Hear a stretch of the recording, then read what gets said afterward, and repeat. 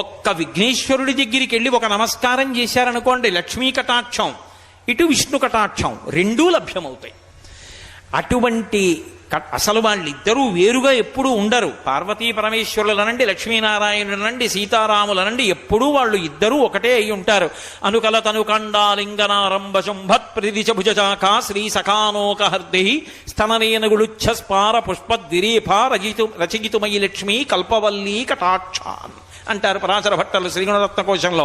పెద్ద పెద్ద పువ్వులతో ఉన్నటువంటి తీగ ఒక చెట్టుని బాగా అల్లుకున్నప్పుడు ఆ పువ్వులు చెట్టు కాండమనకు ఒత్తుకుంటే ఎలా ఉంటుందో అలా లక్ష్మీదేవి చేత ఆలింగనము చేయబడినటువంటి శ్రీ మహావిష్ణువు నీలతోయత మధ్యస్థ విద్యుల్లేకే భువాస్వర, నీలం నల్లని మబ్బు మీద మెరుపుతీగ ఉంటే ఎలా ఉంటుందో అలా కలిసి ఉంటారు.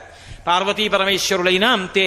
సంధ్యారంభ విజృంభితం శృతిశిరస్థానాంతరాధిష్ఠితం